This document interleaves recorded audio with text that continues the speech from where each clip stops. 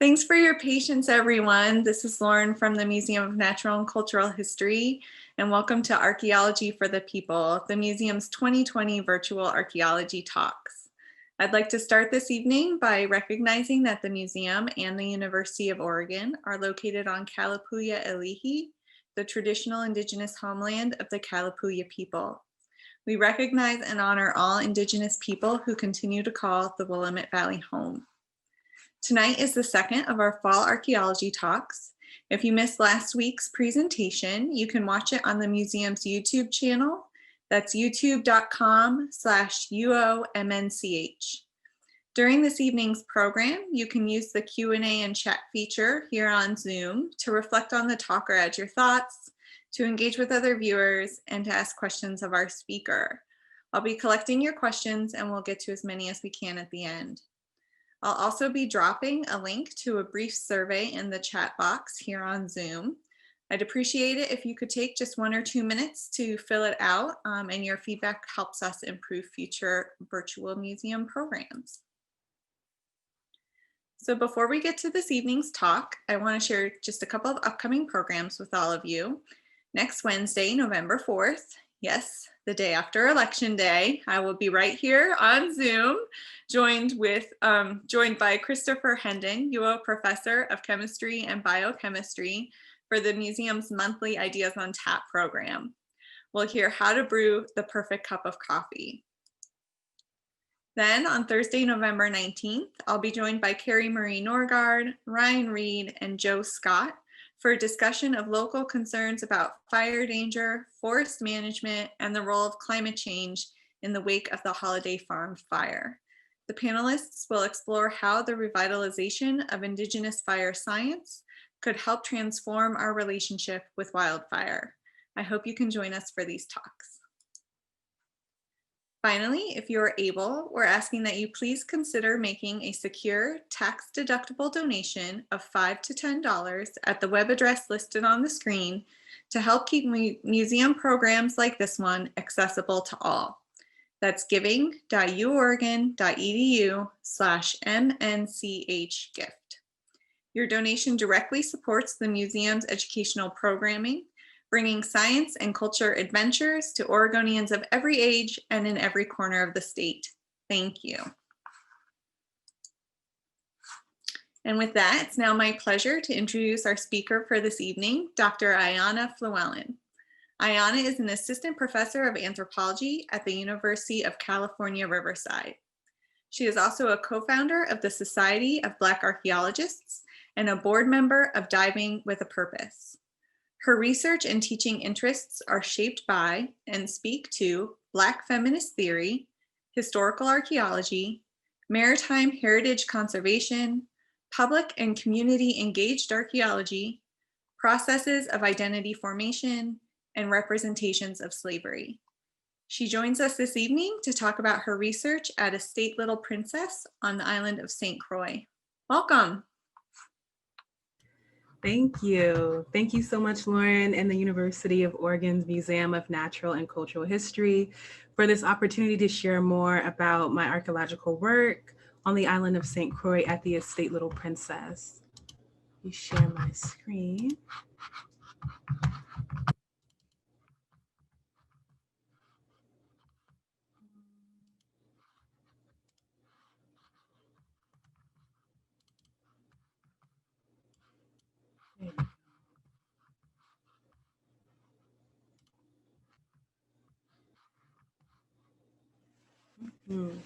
So through an Archaeology of Redress framework, I will discuss the archaeological work at the Estate Little Princess, which is an 18th century sugar plantation located on the island of St. Croix.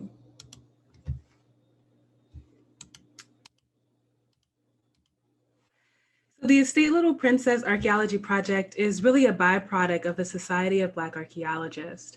And the Society of Black Archaeologists, SBA for short, was founded in 2011 and became a nonprofit in 2018. The SBA is dedicated to advocating on behalf and ensuring the proper treatment of African and African diasporic material culture, to engage more people of African descent to enter the field of archaeology, to raise and address concerns of cultural patrimony related to African peoples worldwide, to highlight the past and present achievements and contributions to the field of archaeology by people of African descent, and to ensure the communities affected by archaeological work are not just objects of study or informants, but are active makers and or participants in the unearthing of their own history.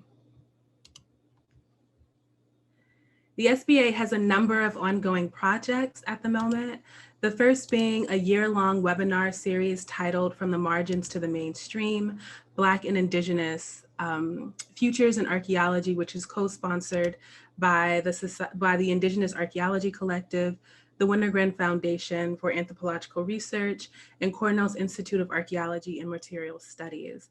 Additionally, we have ongoing initiatives to address diversity, inclusivity within university settings, within the realm of funding and cultural resource management. Also, we provide a variety of professionalism workshops for our members.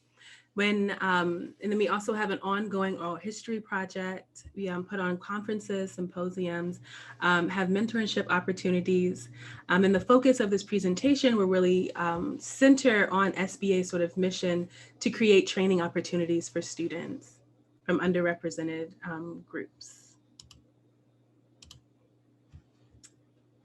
So the Estate Little Princess Field School is really a product of SBA's desire to provide more training opportunities for students while also designing a project that centered the needs of community members while simultaneously combating the violent, extractive colonial inheritances that permeate the field of archaeology. An Archaeology of Redress is a framework with which the Estate Little Princess Archaeology Project was created around.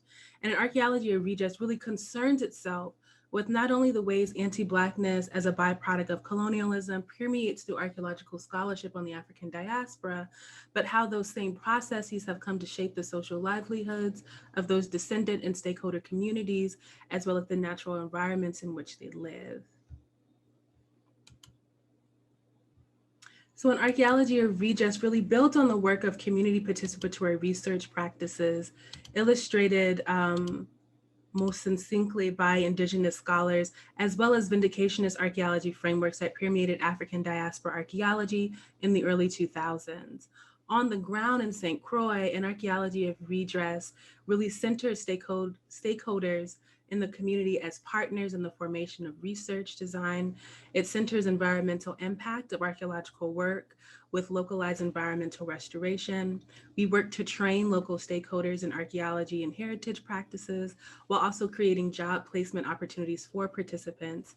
And overall, the project is really geared towards generating natural and cultural heritage stewardship on island. So the genesis of the Estate Little Princess project really began in 2015, and representatives of Diving with a Purpose, a community-focused nonprofit organization dedicated to the conservation and preservation of submerged heritage resources, contacted the Society of Black Archaeologists regarding a possible collaboration with the Slave Wrecks Project to facilitate a maritime and terrestrial archaeology program for Creusian youth. After a year of planning and several assessment trips to St. Croix, a joint maritime and terrestrial archaeology field school was established. Since 2014, SBA organizers have been building partnerships in the community to set up potential projects on the island. And in 2016, before any shovels broke the ground or a permit to excavate was signed, community members hosted by the Slave Wrecks Project were held with museum officials, local organizations, and community stakeholders, as well as the National Park Service and archaeologists from the SBA to really think through what projects folks on island wanted to see come into fruition. And these meetings were held to assess the needs of the community, specifically around cultural heritage resources. A number of projects have come into fruition on St. Croix under the umbrella of the Slave Wrecks Project, and one such project is the Estate Little Princess Archaeology Project. So this slide shows all of the organizations that have really come to make this project what it is. including the Caribbean Center for Boys and Girls, the University of the Virgin Islands Caribbean Cultural Center, the Society of Black Archaeologists, Archaeology in the Community, Junior Scientists in the Sea, the Crucian Heritage and Nature Tourism Organization, Diving with a Purpose, the National Museum of African American History and Culture, the University of California's Historical Black College and University Initiative, and the National Park Service. So this is a really jam-packed project with a lot of really great buy-in, both on and off island. So the co-PIs of the project include myself, Justin Donovan, Alicia Odewale, William White, and Dr. Alexander Jones. And you can see on the screen, we come from a variety of different institutions, and all of us are SBA members. So the estate Little Princess was established by Danish Governor Frederick Moth in 1749 to operate primarily as a sugar plantation. Over the years, the plantation estate expanded to accommodate a growing number of the enslaved population, and new structures were added as the production of sugar and rum shifted from wind to steam power. As with other plantations and historic buildings on the island, many of the structures were fashioned with a combination of lime and coral tabby, excavated from the nearby sea floor. While the extent of which coal mining occurred has yet to be quantified, there is a clear connection between the environmental degradation that occurred on island, on land and underwater. Sugar remained the primary commodity that was cultivated at the estate Little Princess, but the ground provisions were also cultivated to varying degrees to actually provide subsistence for the enslaved population. At its height in 1771, the estate counted more than 147 enslaved individuals and encompassed about 200 acres of land. And this was a small estate on the island. After the 1848 abolition of slavery on St. Croix, the plantation continued to operate with low-wage labor. The plantation started to fall into despair during the first half of the 20th century, with the general decline of sugar production on the island. In 1949, 200 years after the initial inception of the sugar plantation, the estate was sold to Clayton and Opal Shoemaker as a summer home. In 1980, the estate was listed on the National Register of Historic Places and was willed to the Nature Conservancy in 1991 after the death of the Shoemakers. Today, the primary structures at the estate sit on 25 acres of land administered by the Nature Conservancy, which it currently serves as its regional headquarters. So here's a map of the estate Little Princess, which includes a great house, a hospital site, a sugar factory, sugar mill, and the enslaved village area. The estate is a multi-composite site with architecture associated with the Danish and other European and American plantation owners, the supervisors, as well as supervisors, and of course the enslaved and later free Afro-Crucian residents. So our research at the site really asks how Afro-Crucians from slavery through freedom, so thinking from 1754 through 1917, interacted with their natural and social environment as a process of self-making through a multi-scale analysis of household, community, and society.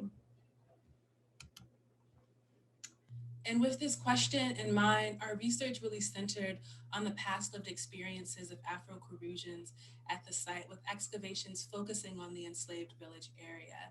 And on this slide, we have a few early 20th century images of Afro-Crucians who lived and labored at the site, courtesy of Camille Staples, who is a descendant of one of the last plantation owners. So this slide shows specifically where excavations and survey work took place between 2017 and 2019. So we're focusing on this area here, which is the enslaved village area, the former enslaved village area.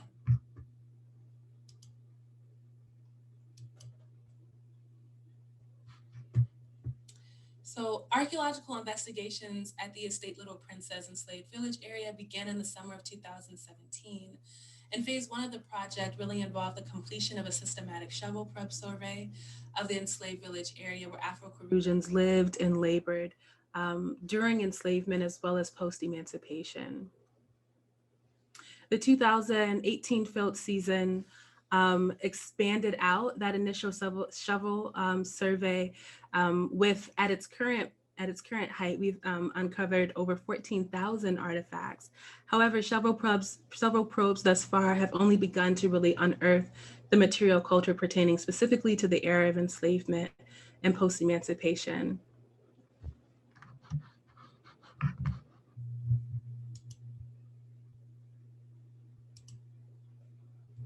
And this map right here shows excavations that have taken place since 2017, really on a map sort of layout. So we have our several probe survey, and then we also have our excavation units that took place, which I'll talk about in a bit.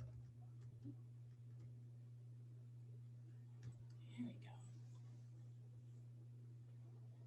So here we have a plan view of structure 2 to the right and then structure 3 to the left. And structure 2 was significantly modified well into the 1980s as plantation owners converted this structure into a guest home. And you can see that on this structure, there's been a tile floor that's added, in addition to a concrete patio that's added. So surface collections were gathered that covered the tile floor of structure 2. Additionally, 3 1x2 meter and 1 1x1 meter unit was placed between structures 2 and structures 3, seen on the slide.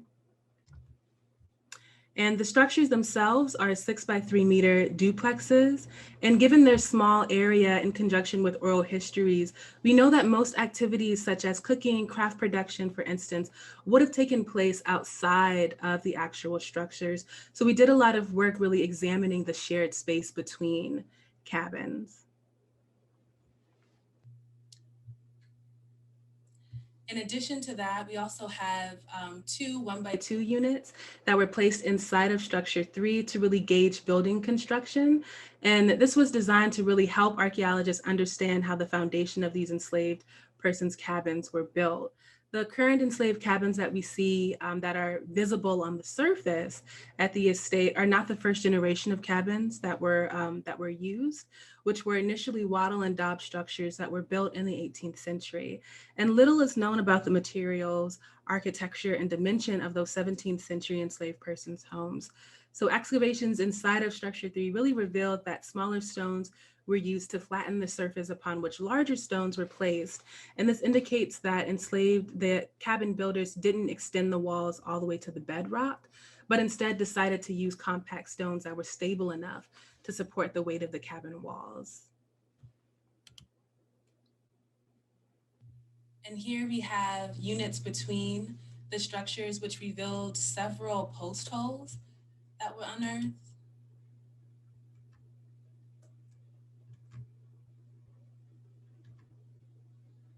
And you can see these arrows that point towards them. Here's a closer view of the post holes. And then this map just shows a sort of plain view of where the post holes were located, and they've been shaded in light blue. And we believe that the post holes could have served 2 purposes. One is that they could have supported structures built adjacent to the coral tabby structures. Another is that they might have been post holes to support the initial wattle and daub houses. In addition, another hypothesis has been brought forward that they could have been bedrock modifications made by pre-Columbian people that occupied the site prior to the colonization era, or the era of colonization. However, analysis from low-fired as well as refined earthenwares really suggests that they are likely related to the colonial occupation of the site.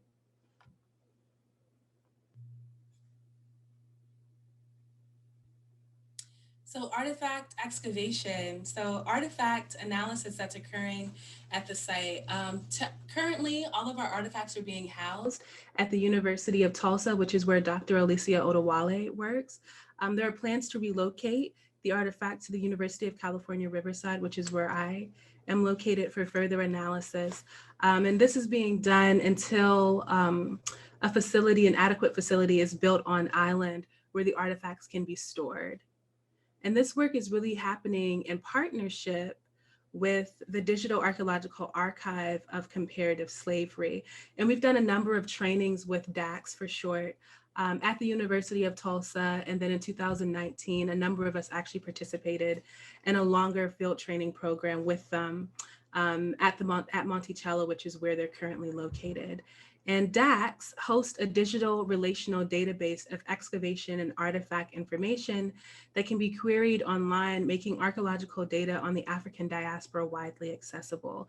They have over 20 different sites that pertain to the Eastern and Southern, as well as Circum-Caribbean, that relate to the era of enslavement. So it makes for a fantastic housing ground where we could put our site in conversation with a number of different sites.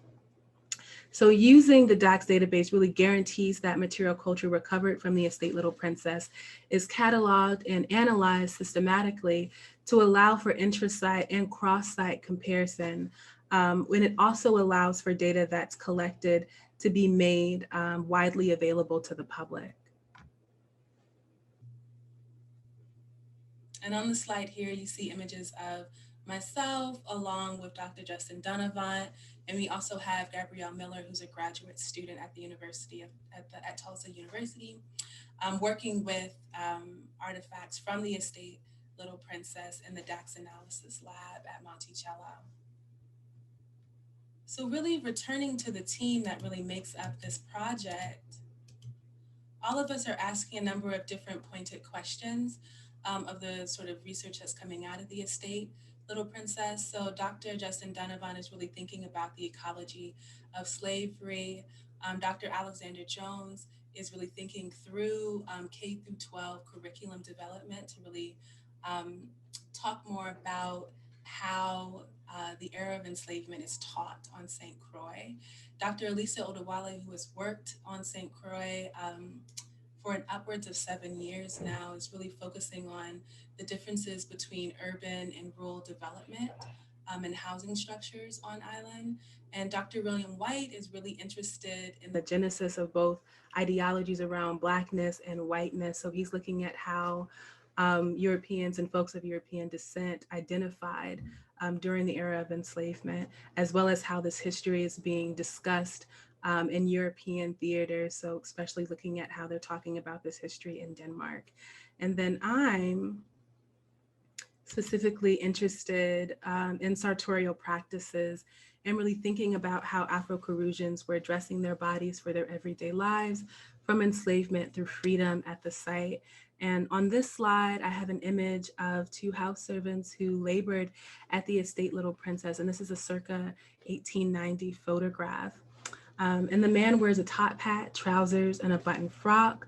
The woman has her hair pulled back, covered with a scarf, and she wears a short gown, a long petticoat that falls to her ankles with an apron, and their hands are intertwined as they stare back at the camera.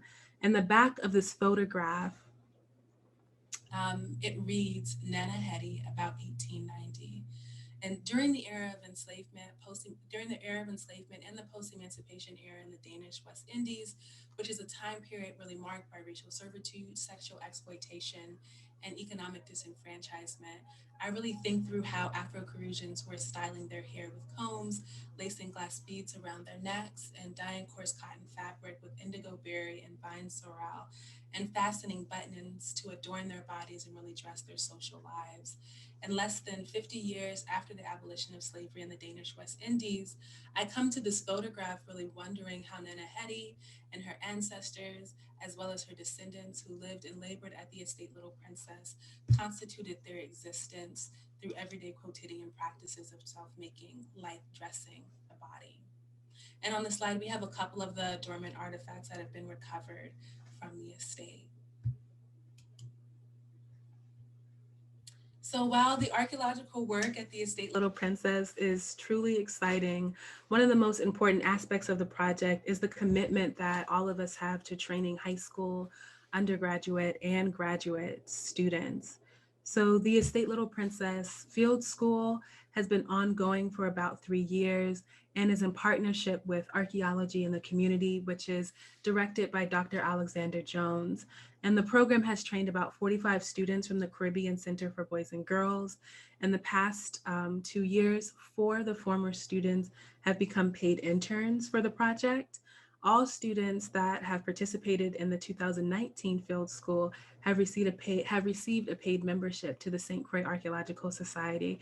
So this is really, the Youth Field program has been with us since the inception of the Estate Little Princess project. So we're looking forward to seeing how it grows and expands moving forward.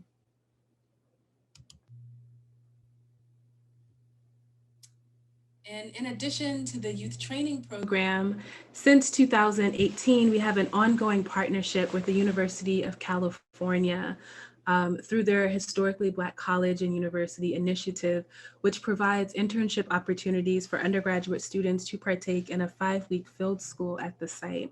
And what's really fantastic about this program is that it provides a $3,000 stipend to students. It waives their graduate applications to any school in the University of California system, and it also guarantees funding for 4 to 5 years for graduate school in the UC system, as long as it's a PhD granting program. So it could be in history, it could be in anthropology, it could be in chemistry or English. And currently, we have one student who came through this program who started her PhD in the anthropology department at the University of, at UCLA, the University of California, Los Angeles. And we have another student who started this program in the 2018 field season year, who's going to Northwestern University and is pursuing his PhD in the history department, really building a project around the history of the transatlantic slave trade. So that's really the work that's happening at the Estate Little Princess. I want to give a huge thank you to our funders, the Slave Rex Project, the University of California's HBCU Initiative, UC Berkeley, UC Santa Cruz, as well as the University of Tulsa, Archaeology in the Community, and the Winter Grant Foundation. And additionally, I'm also offering a summer field school opportunity through the University of California, Riverside, their study abroad office for students both within and outside of the University of California system.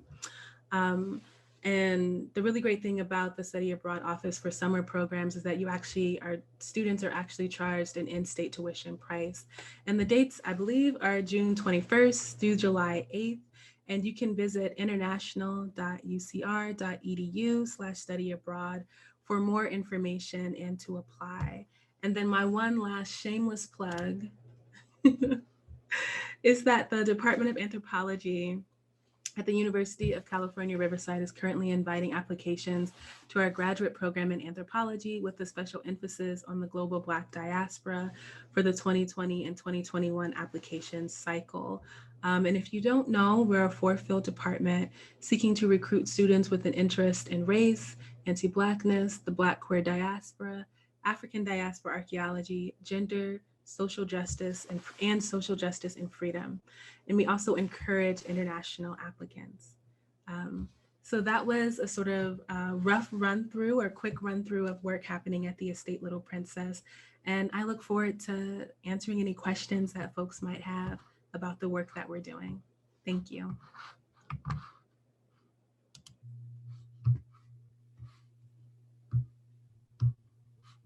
Thanks so much, Ayana. We have a couple of questions that have come in so far, but I just want to remind people that if you do have any questions, you can drop them into either the Q&A feature right here on Zoom or into the chat box. So one person is wondering if you have any virtual programs that provide a stipend or any, do you have any virtual programs that provide stipends or any future provided?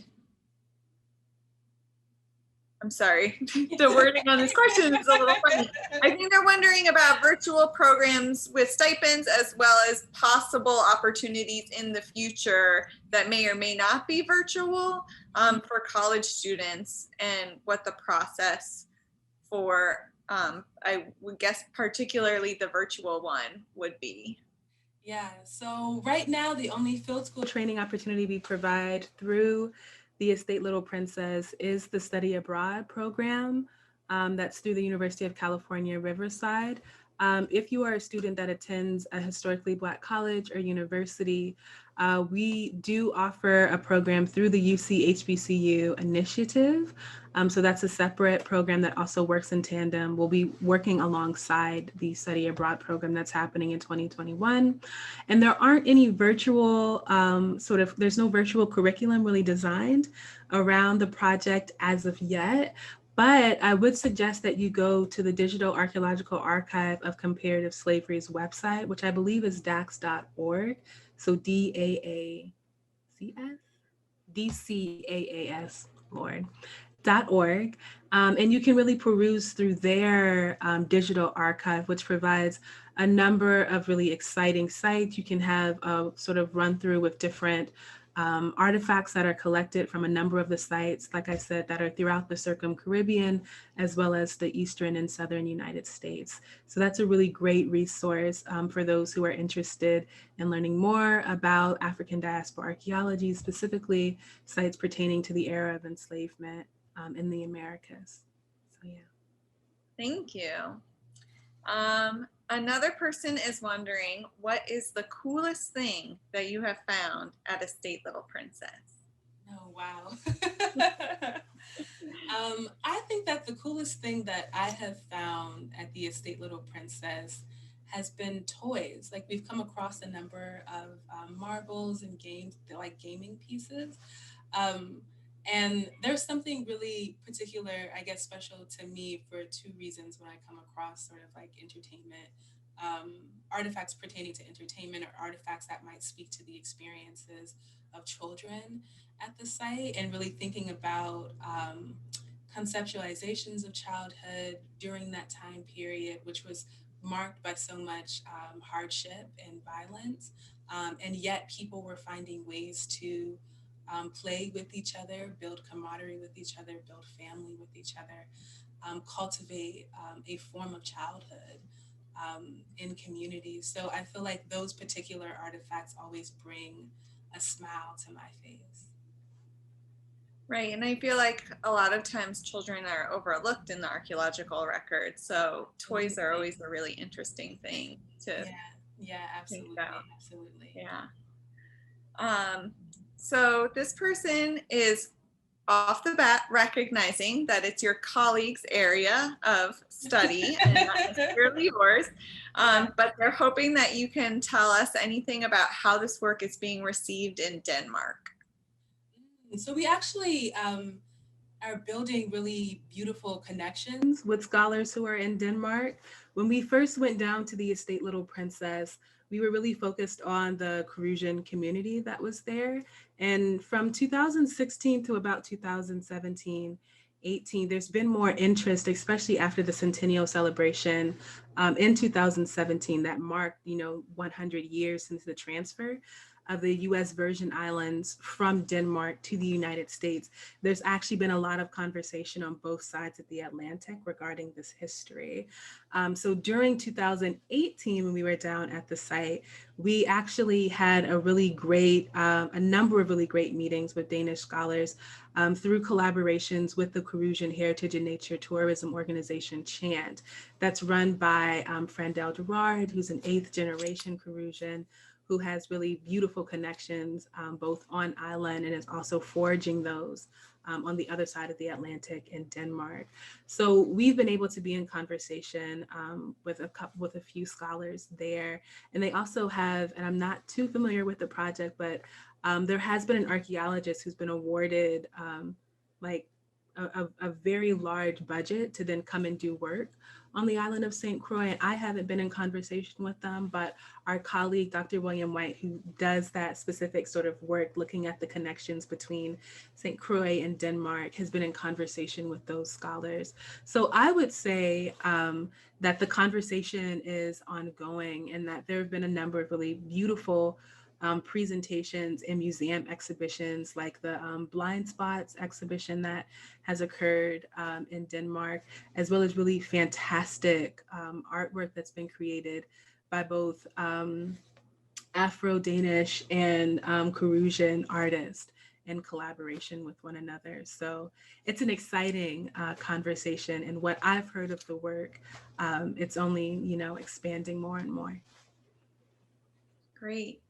So we did share your talk tonight with some of the anthropology and archaeology classes here at the U of O and encourage those students to attend. And I think some of them have, because we're getting some more questions related to the field opportunities for students at your site. So someone's wondering that if COVID is unfortunately still happening, whether the 2021 field project, if there are any alternative plans for that or how that might look.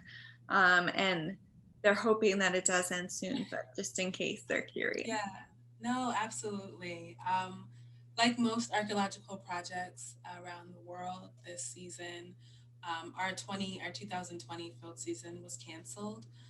The University of California actually has very strict procedures in relationship to COVID. So we could not take students down to St. Croix through the HBCU Initiative. And they also would not provide, funding, health insurance for their faculty members to go down either. And the same will likely occur if the pandemic still persists. With that being said, the application process, as well as the deposit that's required for the 2021 study abroad opportunity, would be returned to students if the program does not go through. And as of right now, as I mentioned, there's no initial conversations around providing any digital curriculum related to the project, but I think it's a really great suggestion. I'll be sure to take it back to my colleagues to see what can be in place. Great, thank you. Yeah. So I see that someone is raising their hand in the participant area. So I just want to remind that person that you're welcome to type your question into the Q&A or the chat if you do have a question that you're hoping to ask. Someone else has commented. We have someone who is watching who currently lives in Salem, but is from the islands, and they were commenting that marbles are still commonly played with on the islands down there. So did you do any games with marbles while you were doing field work down there? We haven't, but I will say something that's really interesting that I've come across have been, and you're probably, this person's probably familiar with the use of it, but there's a lot of use of repurposing European ceramics into jewelry being done on the island of St. Croix, which is a complex conversation around, I think on one hand, a lot of people want to posit it as like a space of looting and pilfering sites. And then the other side of that conversation is that there are people in the former Danish West Indies, but in the US Virgin Islands, who are actually creating really creative avenues of economic access and having conversations about what their connection to their past looks like through the creation of this jewelry. So I haven't come across, I haven't played with marbles on the island. I will say that the interpretation of the marble came from Frandel Gerard when she actually came out to our site, and she told this really fantastic story of how she used to play with marbles all the time when she was younger on island. So that's pretty spot on. So we have another question that's come in. Can you speak to any additional links or connections between our African slaves with the indigenous people through this project? And they realize that you're dealing with just a later period in time, but they're just curious if you could make any of those connections. Yeah. So a lot of the work that's been done on the pre-Columbian occupations on the area is that most of the occupations were seasonal, and that's common throughout the Circum-Caribbean. And there are very large pre-Columbian sites on St. Croix. And another site that we are potentially doing work at, the estate St. George, which is the current botanical gardens that's on the island of St. Croix, has a very large pre-Columbian site at that particular plantation. But in terms of really thinking about linkages between them, based off of the census data that we have from the Danish occupation period at the site. And mind you, St. Croix had been occupied throughout like the 16, 17, and 1800s by several different European entities. But the census records that we have from the Danish occupation period does list all of the occupants as being Afro-Crucian, and at times even can outline if they were born on island or born in Africa. So we do know that, but we also know that while the sort of prevailing narrative is that native populations and were either erased or eradicated from most of these Caribbean islands, we know that that's not true.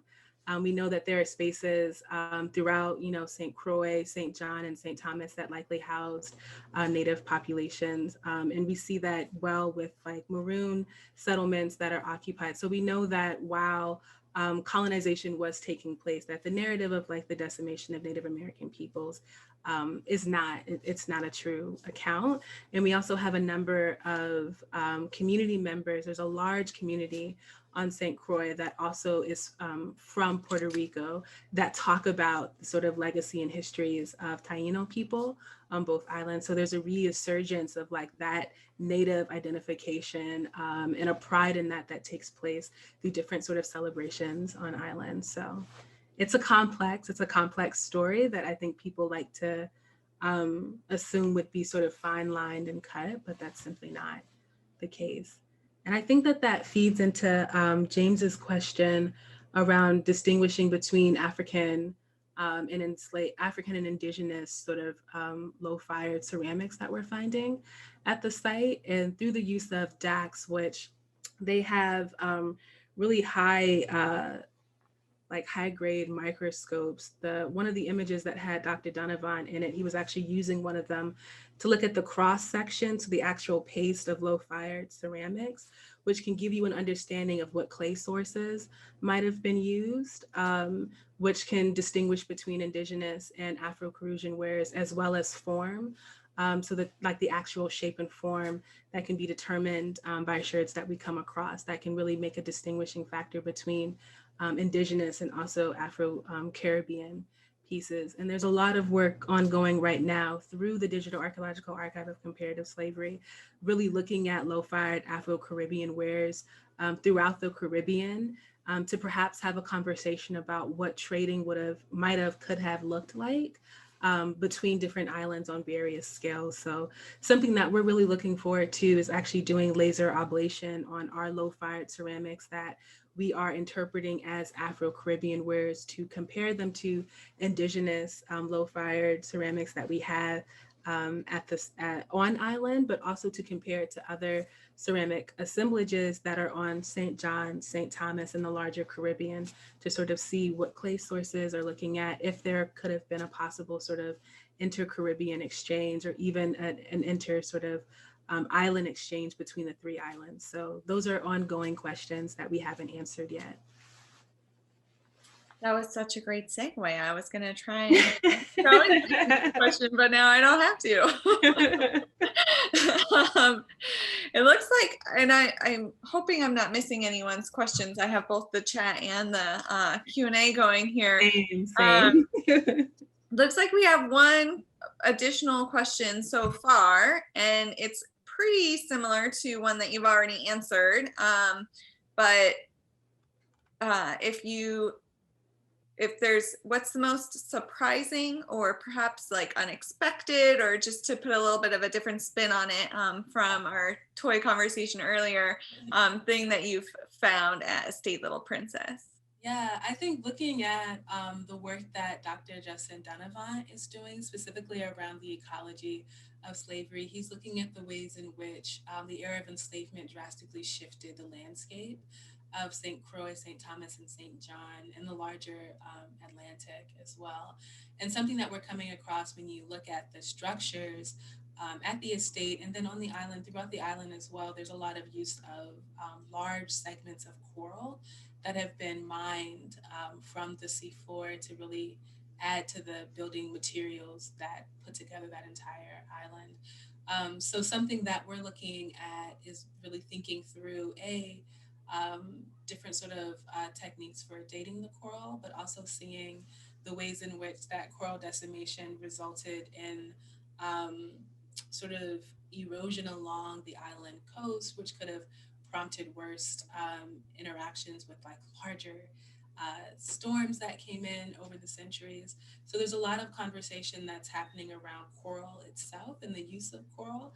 And that was one of the most sort of striking things that I first saw when I came down in 2016 at the site, was the use of coral and being able to like really see and think through what it might have been to actually be an enslaved individual that's been mandated to cut coral, which is extremely heavy. If it wasn't done during low tide and you actually had to free dive to then bring it back up, the extreme amount of labor that's involved in that process. I've done work at the oh my Lord, I've done work in a lot of different places. At Kingsley Plantation on Fort George Island off the coast of Jacksonville, Florida, where rather than having coral in their sort of building materials, they have a tabby. They have a tabby made out of crushed oyster shells that just occur on islands. So there are a number of different ways that people are incorporating these natural resources into their building materials that are really like laying the foundation of structures that are still standing today. So they got something right, you know. So whenever there are large storms or earthquakes on St. Croix or felt on St. Croix, there is a way that like the structures that do stand are these historic structures that were built to withstand these really hurricane force winds. So it's you really see a lot of the newer structures that don't have the same sort of architectural or structural integrity. You talked a little bit about the work that you've done related to adornment, and someone is wondering if you have done any or done any work related to or come across any hand drums or other sort of instruments in your work at the estate. Yeah, we haven't come across any musical instruments or artifacts that could have pertained to musical instruments, but it's always interesting for me to think about the way that we think about music. It's always through like some sort of it typically is through like an external object that would have made sound. But we do know that people were using their bodies, were using their voice to create music during intensive labor at the estate. That's something that is and has been recorded through WPA narratives related to folks who were enslaved in the United States. So we know that through oral testimony that music was a huge part of enslaved life throughout the Atlantic. So we haven't come across any objects related specifically to music, but I could only imagine the ways in which music came to shape life on St. Croix during that time period. All right, well, we'll go ahead and leave it there. I just want to thank you again so much for sharing all of this with all of us tonight. One of the students who has been interested in learning more about your field school opportunities is wondering if you would be willing to share your email address for some follow-up questions. I can. I have I have two laptops happening right now, so Okay. it might look a little strange as I'm typing it in. Just give me a second. No problem.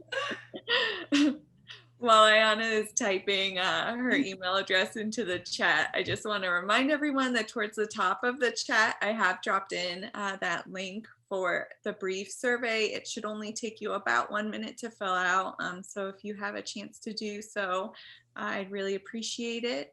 And again, if you've enjoyed tonight's program, you can consider making a small donation to the Museum of Natural and Cultural History. That's giving.uoregon.edu/MNCH-gift. So thank you again. Thank all of you so much for tuning in this evening. I hope everyone is staying well, and I look forward to seeing our attendees next time.